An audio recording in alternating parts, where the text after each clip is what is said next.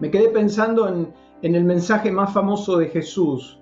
Me quedé pensando y analizando durante estos días acerca de las palabras de Jesús en el famoso Sermón de la Montaña. Aquel mensaje que básicamente Jesús establece las reglas del reino de los cielos.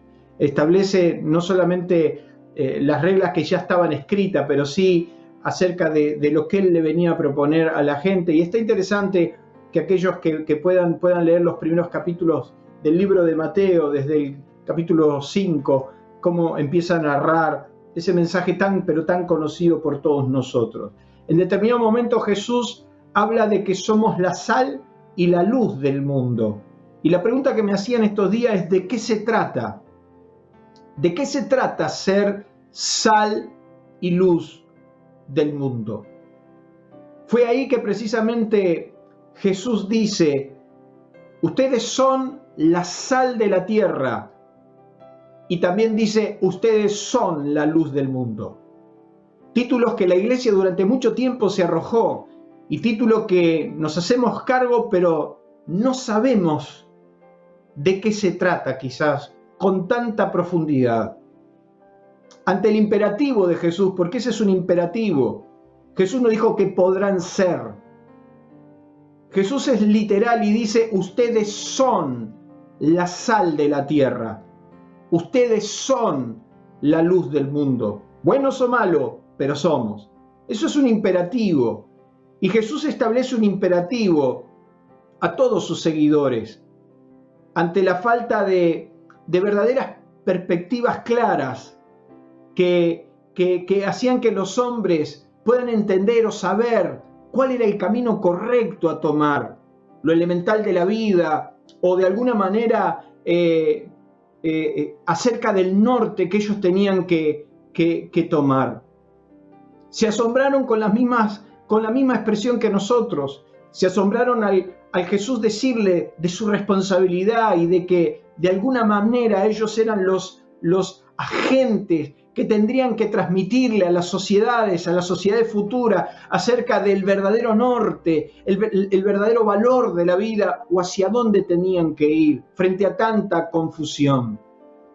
Está en la oscuridad y desorientación que existía en aquel tiempo y que existe hoy. Estamos notando de cómo nuestros líderes y cómo la gente misma se siente desorientada, se siente perdida, no sabe qué hacer, no sabe distinguir entre lo bueno y lo malo. Es como que no entendemos de qué se está tratando y parece que las reglas no son tan claras.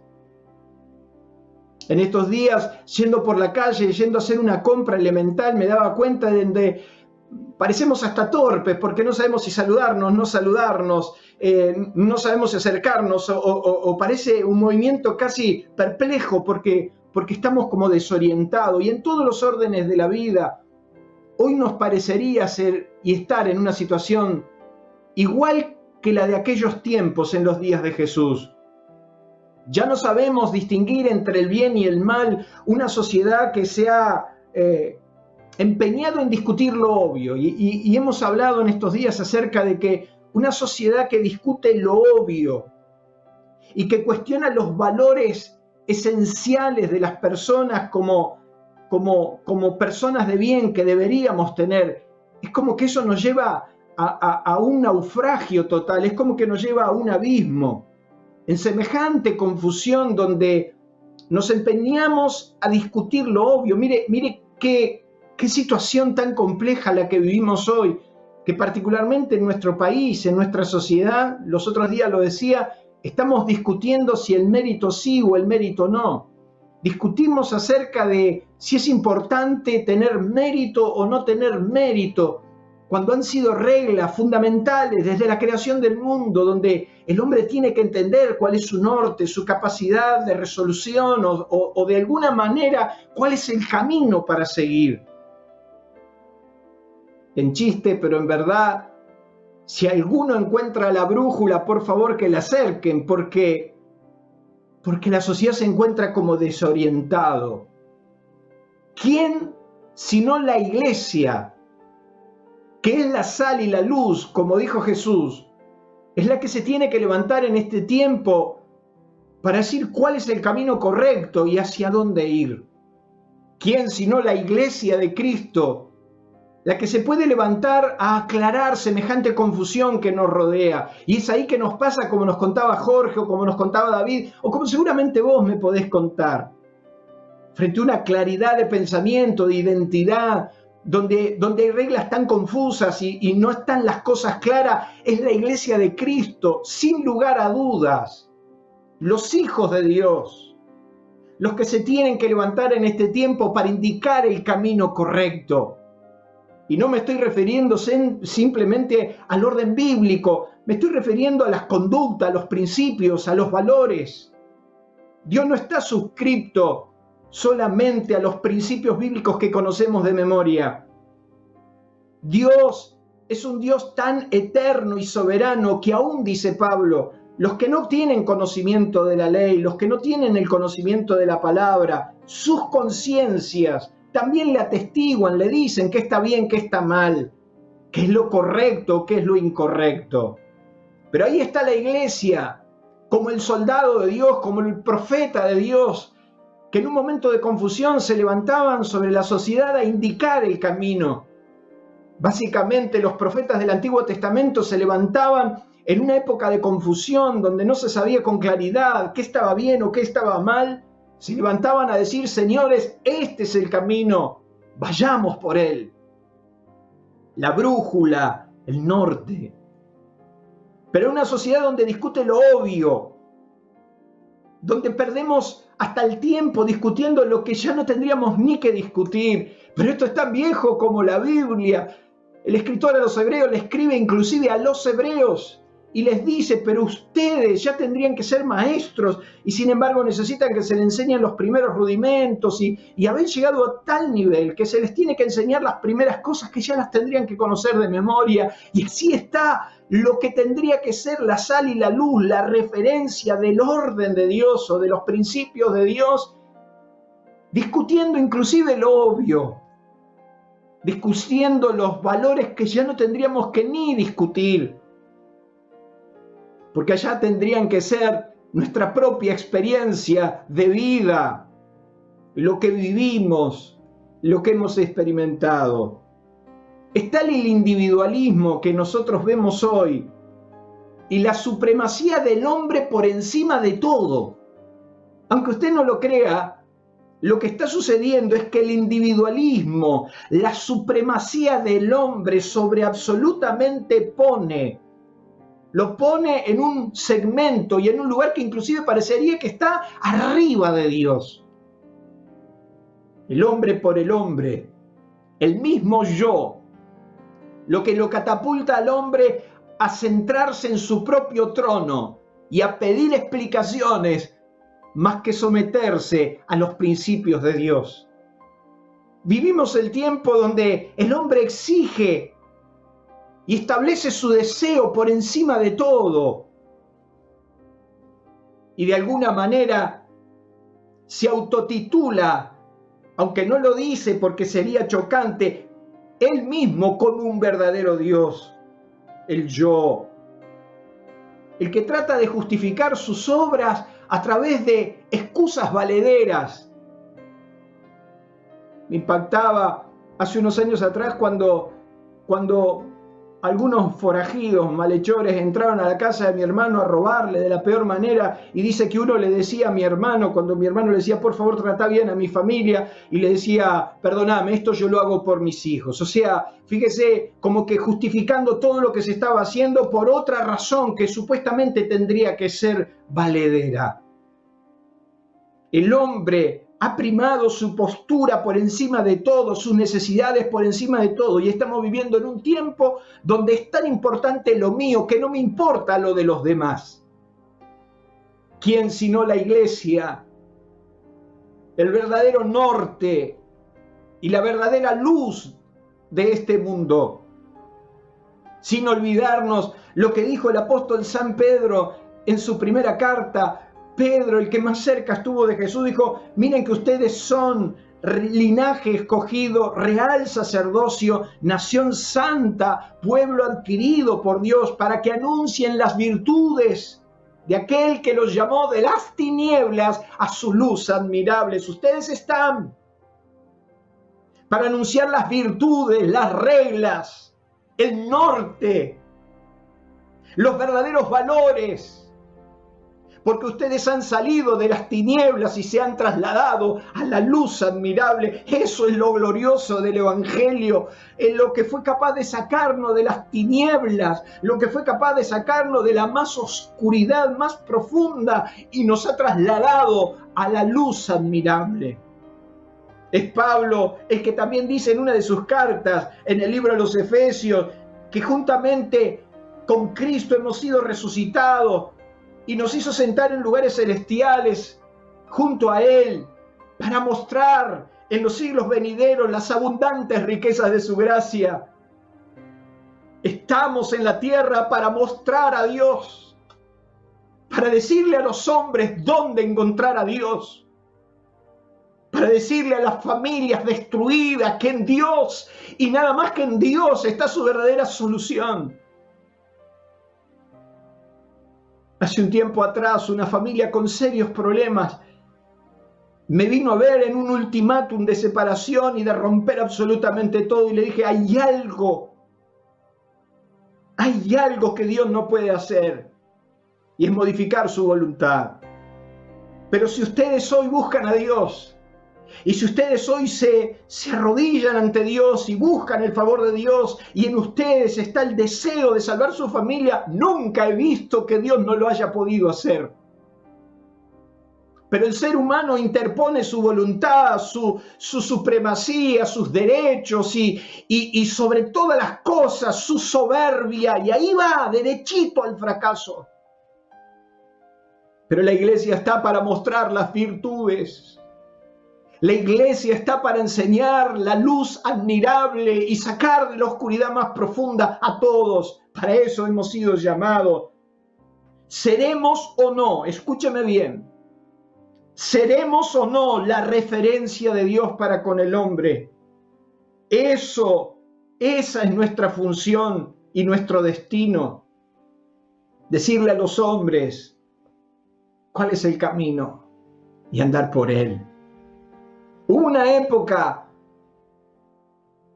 en la nación de Israel que la oscuridad era muy profunda, la desorientación era absoluta, y donde se habían perdido absolutamente todos los paradigmas, inclusive de Dios. Permítanme decirles que no solamente la sociedad vivía de esa manera, sino que su liderazgo estaba tan o más confundido que la gente. En aquel tiempo los sacerdotes gobernaban la nación, y me estoy refiriendo a los días del profeta Samuel. El día miércoles Ezequiel nos contaba acerca de Ana y cómo dio a luz a través de un deseo profundo y de una oración y de una búsqueda profunda, y dio a luz uno de los hombres más extraordinarios que la Biblia nos cuenta, que es Samuel.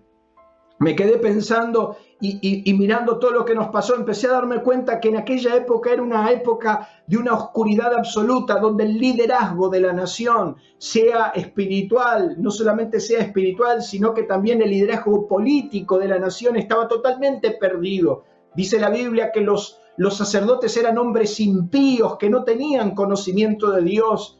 La palabra escaseaba, no había verdadera revelación de la palabra, ni había visión con frecuencia. O sea, eran hombres impíos, no existía el norte de la palabra y tampoco había visión con frecuencia.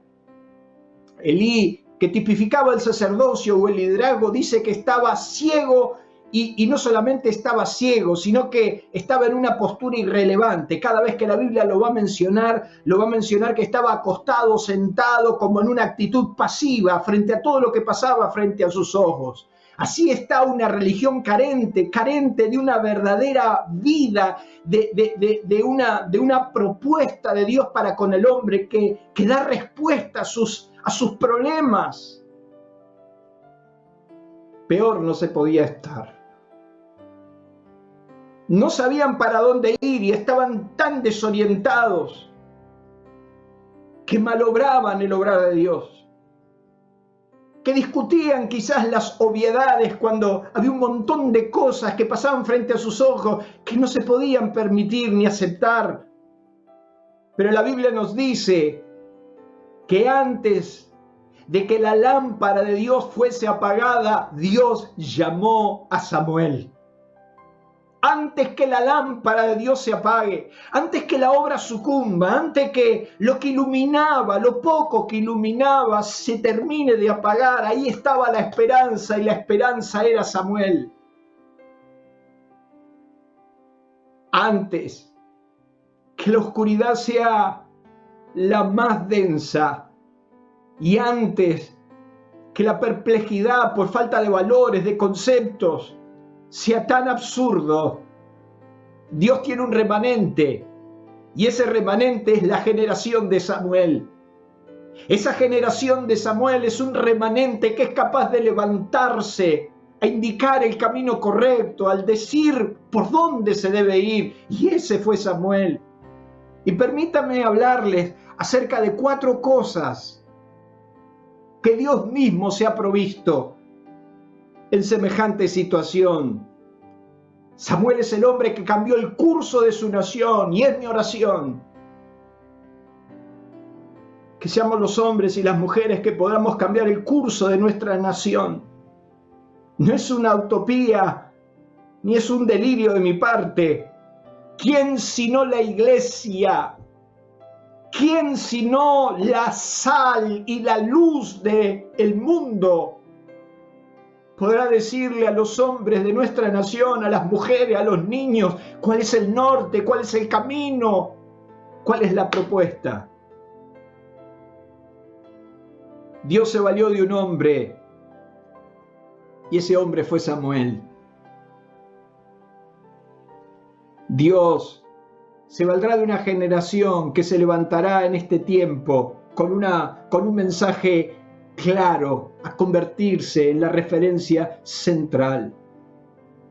En Primera de Samuel, en el capítulo 2, verso 35, es un hombre de Dios el que le va a decir a Isaí, le va a decir a Elí que así no se podía continuar. Y entonces, en ese versículo que a mí me gustaría que usted pueda tener en su Biblia, dice que Dios le envía un mensaje a Elí de una manera tan clara que a nosotros nos tiene que llamar la atención. Y ahí Dios establece 4 cosas que Dios se ha provisto a sí mismo. Dios le dice a Elí: yo me suscitaré, otra traducción dice, yo me proveeré. Yo voy a tener un sacerdote fiel. Yo me suscitaré un sacerdote fiel que haga conforme a mi corazón y a mi alma. Y yo le edificaré casa firme y andará delante de mí ungido todos los días. Mire el deseo de Dios, diciendo en semejante oscuridad, yo me voy a proveer de un hombre que va a tener 4 características bien notables. La primera de ellas es que va a ser fiel. Fiel. Una palabra que hoy cuesta descifrarla, porque como solo importa lo mío y nada más que lo mío, el concepto de fidelidad está totalmente distorsionado. Permítanme decirles que según los diccionarios, fidelidad es aquello que guarda fe, que es constante en sus afectos, en el cumplimiento de sus obligaciones y no defrauda la confianza depositada en él. Exacto, conforme a la verdad. Dios le está diciendo a Elí: yo me voy a proveer en primer lugar de un hombre fiel. Un hombre que sea exacto. Básicamente, en un hombre que no me defrauda. Ya sé lo que usted me va a decir. Es imposible no defraudar a Dios. Claro, mi amigo, si somos humanos. Pero el problema es que Dios está apuntando a la intencionalidad de tu corazón. Un día una persona me viene a ver, se pone a llorar frente a mis ojos y empieza a decirme: pastor, yo he defraudado a Dios. Yo le he fallado a Dios. Yo he cometido un error que no puedo entender cómo pude hacerlo. Y lloraba y lloraba. Y dentro mío el Espíritu Santo me dice: solo esa persona puede ser consciente de su error porque le duele fallarme. Y entonces le digo: mi amigo, qué bueno. Y me queda mirando como diciendo: ¿Cómo qué bueno? Y se secaban las lágrimas. Qué bueno. Porque la Biblia dice que el Espíritu Santo convence de pecado, de juicio y de justicia. El hecho que te duela fallarle a Dios, eso es indicativo, eso te dice que tu corazón todavía teme, ama, busca a Dios. El problema es cuando no te duele. El problema es cuando te da lo mismo. Y por eso la Biblia dice que David era conforme al corazón de Dios, porque cuando él metió la de andar, como decimos nosotros por acá, se humilló ante Dios y dijo: Señor, socórreme, perdóname. Fidelidad que no defrauda la confianza depositada en Él, que es constante en sus afectos, en el cumplimiento. Y como dirían los jóvenes de hoy, MEPA, que es condición. Indiscutiblemente. Con el famoso cuento y el relato donde es imposible y es difícil y no importa, le hemos dando rienda suelta a cualquier cosa, y Dios le está diciendo a Elí que él se está buscando un sacerdote fiel. La fidelidad es condición en el reino de Dios. Cuando hemos aceptado a Cristo, lo que más nos impactó es no solamente su amor, su bondad, sino que Él ahora, precisamente después de conocerlo, lo que va a pedir de nosotros es nuestra fidelidad de corazón, nuestra lealtad a Él. Es condición en el reino. En Mateo capítulo 25, Jesús quiere enseñar acerca de cómo es el reino. Y entonces lo va a hacer a través de una parábola. Preste atención, porque Jesús comienza la parábola de los talentos diciendo: porque el reino de los cielos es semejante. ¿Qué está queriendo decir Jesús? Miren, le quiero mostrar cómo funciona el reino de los cielos. Esto es como esto. La referencia que le voy a trasladar es la referencia de cómo funciona en el cielo. Y en este tiempo donde la sociedad cuestiona el mérito, es interesante. Jesús explica una parábola donde esencialmente va a apuntar a la meritocracia. Mérito, acción que hace al hombre digno de premio o de castigo. Mire lo que dicen los diccionarios: realidades concretas que separan lo bueno y de lo malo, que hacen a las personas dignas de premios o de castigos. Pero ¿cuál es el problema?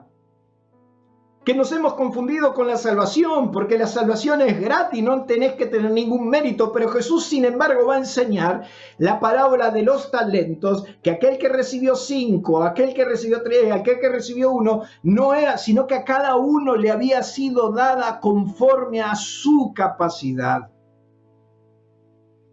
Y después se le pidió cuenta. Se le pidió cuenta acerca de lo que había hecho. Y el que había recibido 5 negoció y ganó otros 5. Y entonces dice que su señor le dijo: bien, buen siervo, y agrega: y fiel. Sobre poco has sido fiel, en lo mucho te pondré. Jesús dando a entender que lo mucho está relacionado con lo poco, que lo mucho depende en gran parte de lo poco. y que tener mucho está directamente proporcionado a una condición que hoy casi no se usa, y es la condición de la fidelidad.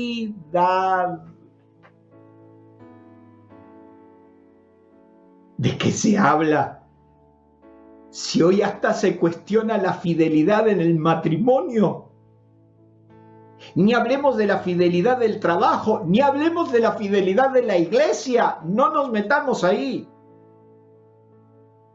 Vayamos a la fidelidad a Dios, que es condición. Bien, buen siervo y fiel. No solamente eso, el apóstol San Pablo en 1 Corintios, en el capítulo 4, dice expresamente: así pues tengamos a los hombres por servidores de Cristo y administradores de los misterios de Dios. Ahora bien, se requiere que cada administrador sea hallado fiel. Fiel. Es condición serle fiel a Dios. La fidelidad. Nos encanta hablar de la fidelidad de Dios. Pero ¿qué hay de tu fidelidad y de mi fidelidad? Cuando las cosas se empiezan a complicar y cuando hay problemas por todos lados.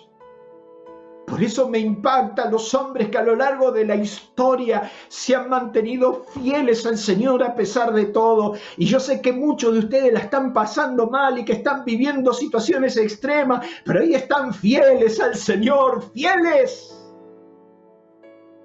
Dios le dijo a Elí: yo voy a buscar un hombre fiel. Pablo le va a escribir a Timoteo y le dice: lo que has oído de mí, lo que has oído de mí ante muchos testigos, esto encarga a hombres fieles. Pablo le dice: cuando tengas que transmitir la responsabilidad de la iglesia, también esto encarga a hombres fieles. Y por eso no es para nosotros tan importante lo que haces, sino tu fidelidad a Dios y también tu fidelidad a la iglesia. Hoy ya no se habla de eso. Y parecería que todo da lo mismo. Y si hoy no me gusta lo que te estoy enseñando, me voy a otro lado. Total, ahí me enseñan mejor. Y está bien. Pero ¿qué hay de tu fidelidad a donde Dios te puso, a donde Dios te estableció?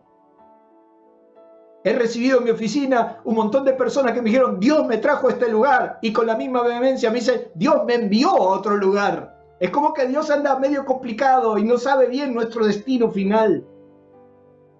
El apóstol San Pablo le dice también a Timoteo en una manera tan impactante: lo que has oído de mí, esto encarga a un fiel, pero dice: doy gracias a Dios que me tuvo por digno y por fiel de ponerme en el ministerio.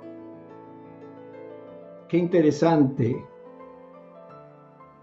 La fidelidad. Yo me he buscado un hombre fiel. ¿Por qué es tan importante para Dios la fidelidad? ¿Por qué es tan importante? Porque su carácter, su esencia es esa. Cuando Dios se le tuvo que mostrar a su pueblo en Deuteronomio capítulo 7, le dice: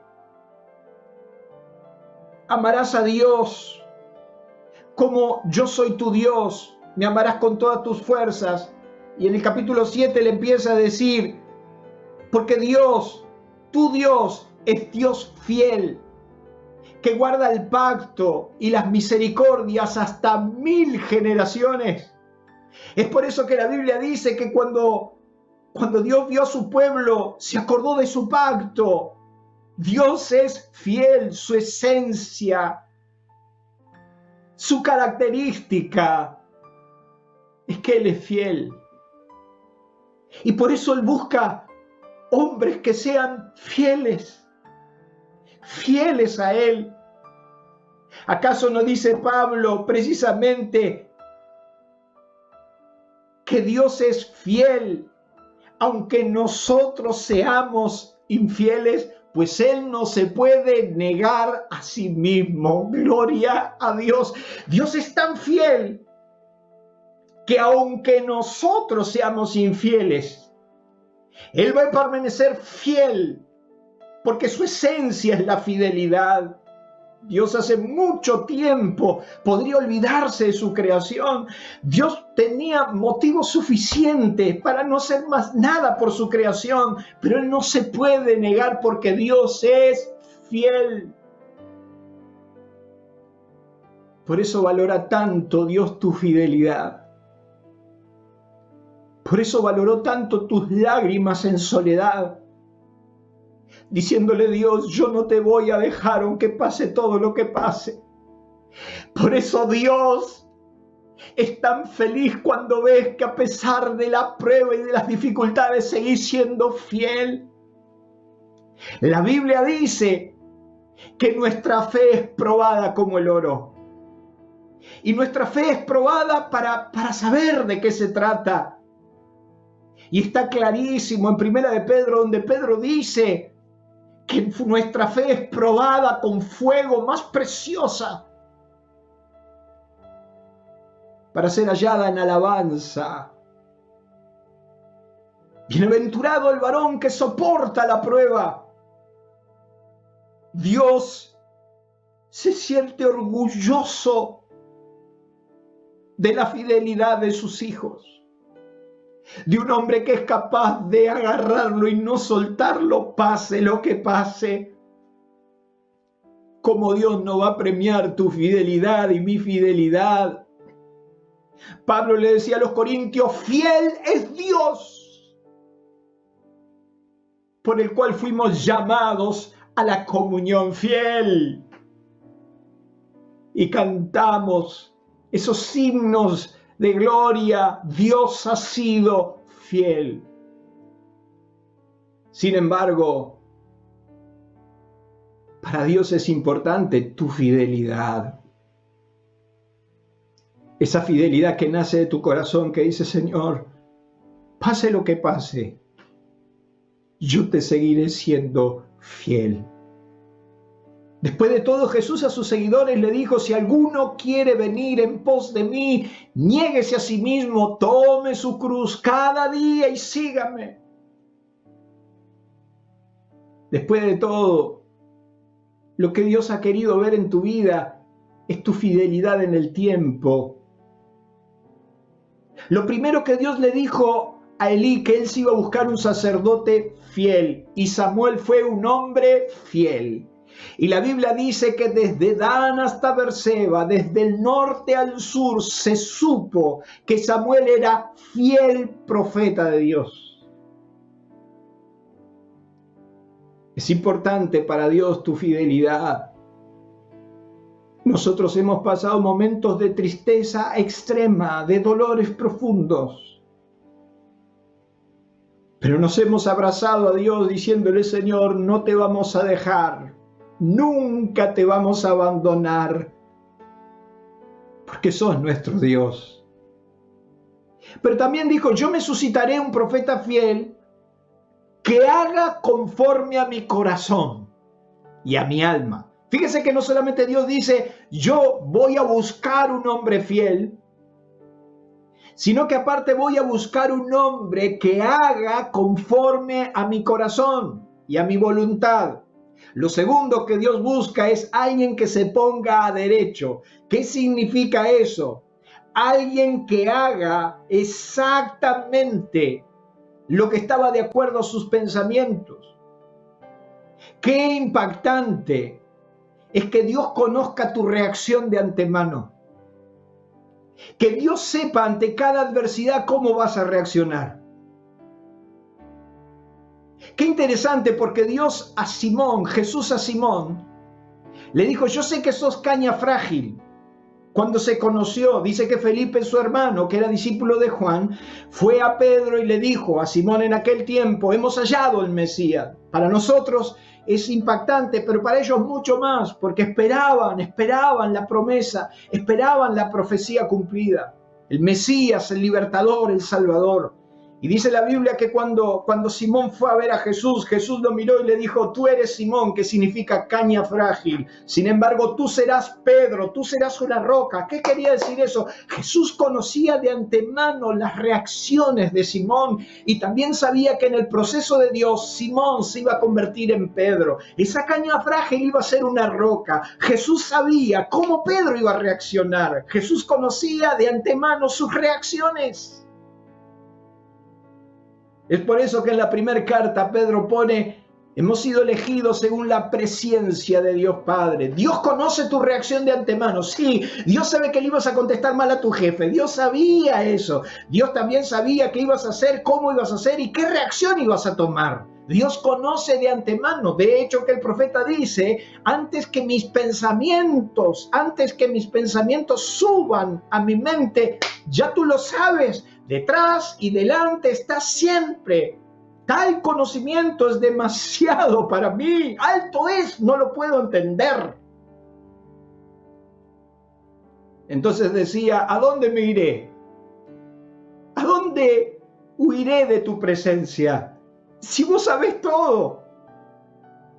Es por eso que cuando Simón Pedro ve la pesca, cuando él ve cómo el barco se hunde, cuando él ve la cantidad de peces que Jesús produjo por un milagro tan sencillo como el que hizo en presencia de él y sus amigos, dice que Simón se cayó de rodillas y dijo, apártate de mí, soy un hombre pecador, todo lo sabes. Sí, Dios conoce tus reacciones antes de tiempo. Las malas, claro, pero también las buenas. Algo bueno tenés. Dios le dijo a Caín, ¿a dónde vas, Caín? ¿Qué vas a hacer? ¿Qué vas a hacer con tu hermano? Mirá que hay algo en tu corazón que se está anidando. Mirá que ya estoy viendo lo que vas a hacer. Dios conocía de antemano que Caín tramaba algo contra su hermano. Pero Dios también conocía el corazón de Abel. Dios no solamente conoció tus reacciones malas, vos las tenés anotadas, vos sabés cuáles son. Sin embargo, también conoce las buenas. Dios sabía de antemano cómo iba a reaccionar Abraham frente a la prueba. Dios lo sabía. Dice la Biblia que cuando Dios le fue a anunciar a Abraham el nacimiento de Isaac, dice que saliendo después del anuncio y de la risotada de Sara, cuando Dios le dijo, ¿hay algo difícil para mí? Cuando le dijo, de aquí a la costumbre de las mujeres, al tiempo, el ciclo de las mujeres tendrás un hijo, y como ella era vieja, avanzada, el marido también, y le había cesado la costumbre, era un disparate. Sin embargo, Dios le fue a anunciar que venía Isaac. Pero la Biblia nos cuenta que cuando se iban, hay algo que a mí me gustaría que ustedes después lo repasen en su casa, en Génesis capítulo 18, que es memorial. Memorial. Que dice que Dios dice, ¿le encubriré yo a Abraham lo que voy a hacer con Sodoma y Gomorra? ¿Cómo le voy a encubrir a Abraham? Si Abraham va a ser una gran nación, si Abraham va a ser una simiente de bendición para todas las familias. Y dice Dios en el capítulo 18, verso 19, algo que a mí me impactó. Y Dios dijo, porque yo sé, o sea, Dios sabía, porque yo sé que mandará a sus hijos y a su casa después de sí, que guarden el camino de Jehová, haciendo justicia y juicio, para hacer venir todas las bendiciones que yo le prometí y hablé acerca de él. ¿Qué está diciendo Dios? Yo sé cómo Abraham va a reaccionar. Conozco sus errores, pero conozco sus reacciones. Y Dios sabe que a pesar de tus errores, que a pesar de errar muchas veces, también Dios sabe Cuando se cierra la puerta de tu cuarto y sos capaz de humillarte ante Dios, porque Él conoce tu amor, tu devoción, tu corazón inclinado a Él. Dios sabía que Abraham nunca le iba a ocultar ni siquiera a Isaac. Por eso Dios fue capaz de pedírselo y dame a Isaac, tu hijo. Dios conocía la reacción de Abraham. Dios inmediatamente lo iba a tomar a Abraham, iba a tomar a su hijo Isaac y lo iba a ofrecer en sacrificio. Porque yo sé, dijo Dios, yo sé lo que Abraham va a hacer después de sí. Yo sé cómo Abraham se ajusta derecho. Y Dios le está diciendo a Elí exactamente lo mismo. Yo me voy a buscar un hombre fiel y un hombre que haga conforme a mi corazón. Aleluya. Un hombre que es capaz de ajustarse a derecho, pase lo que pase, que en tu corazón esté el deseo de hacer la voluntad de Dios y Dios lo sabe.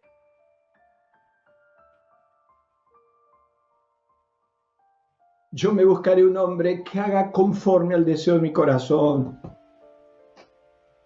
Que más allá de lo superfluo, ahí, en lo profundo de su corazón, yo sé que Él siempre va a guardar mis estamentos, que Él siempre va a guardar mis mandamientos y que cuando las cosas se ponen bravas, yo sé cómo va a reaccionar Angelito, Davidito, Jorgito, yo lo sé.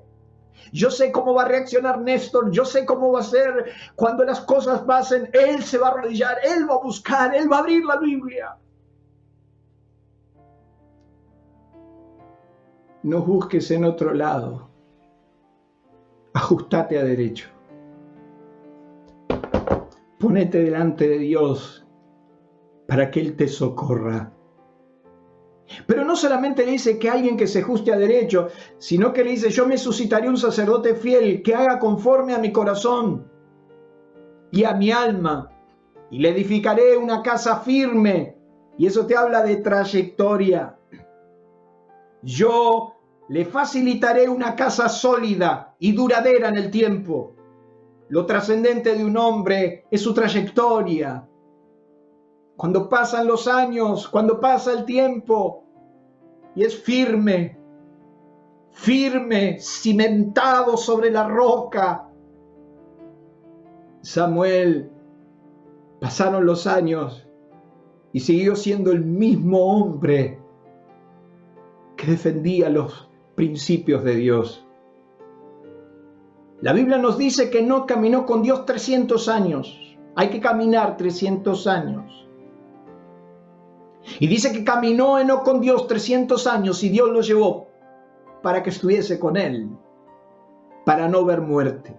Pero el libro de Hebreos dice algo interesante. Dice, por la fe no fue traspuesto para no ver muerte.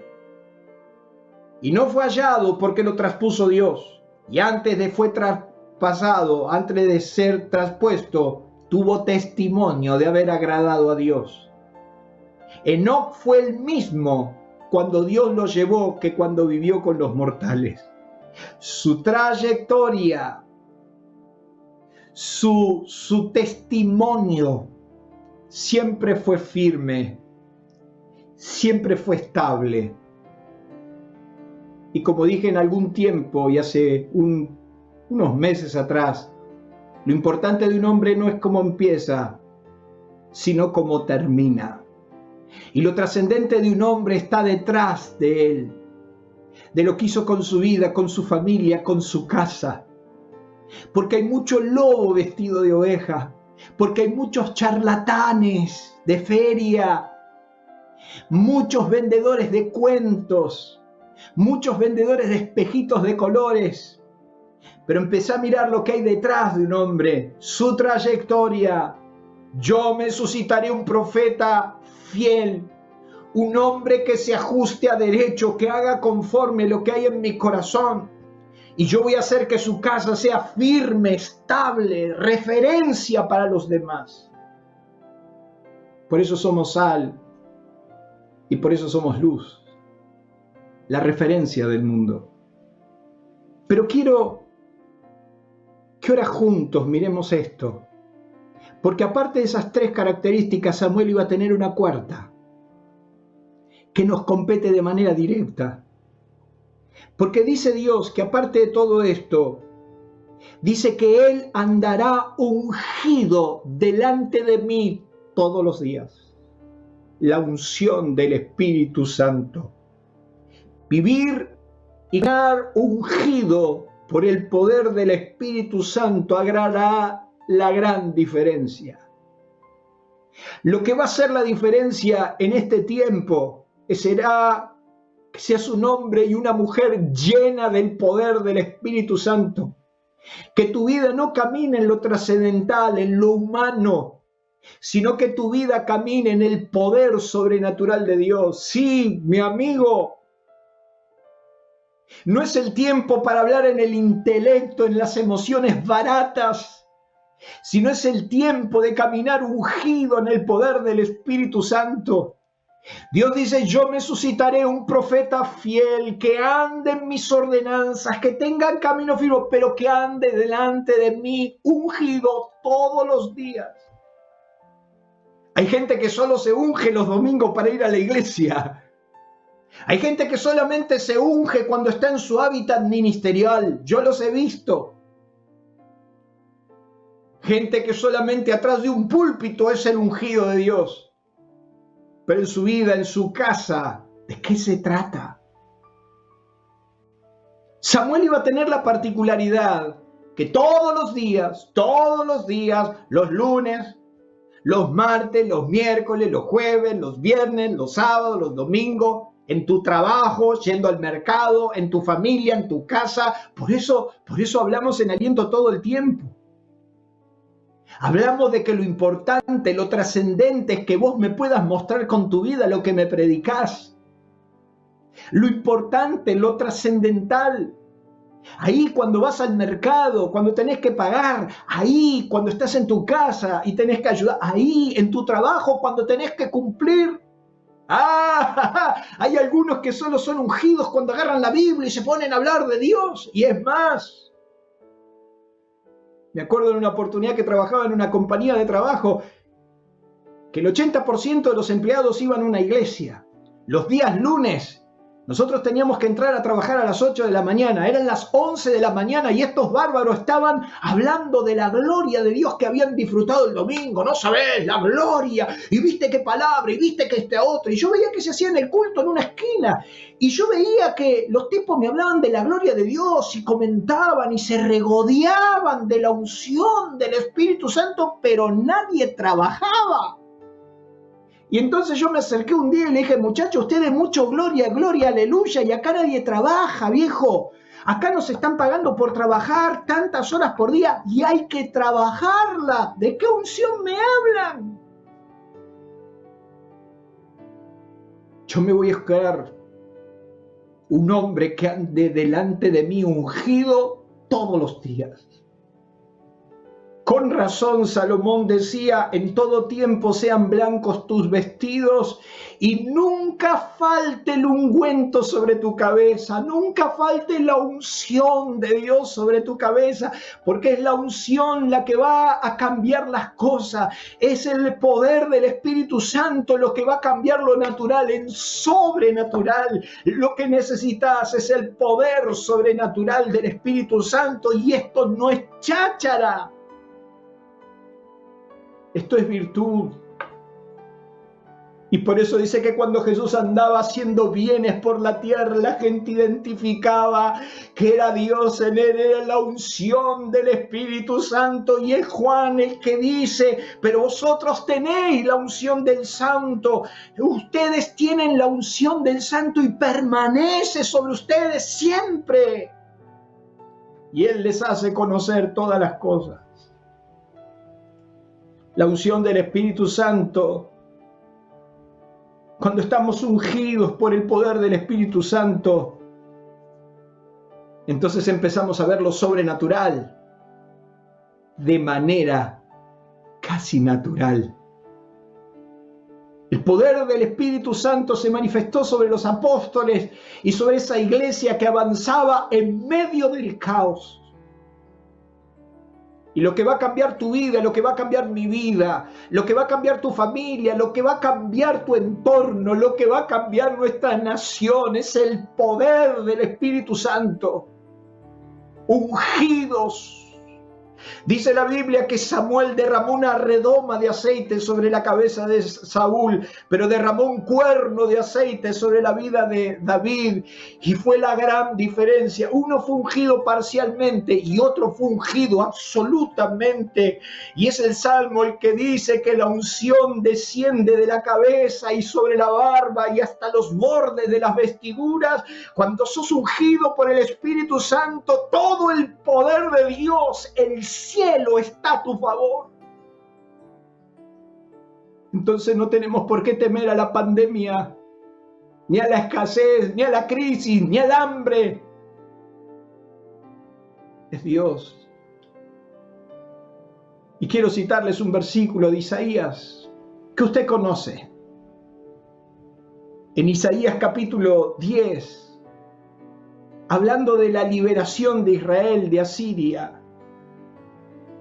le dice: acontecerá en aquel tiempo que su carga será quitada de los hombros. ¿Cuántas cargas llevamos?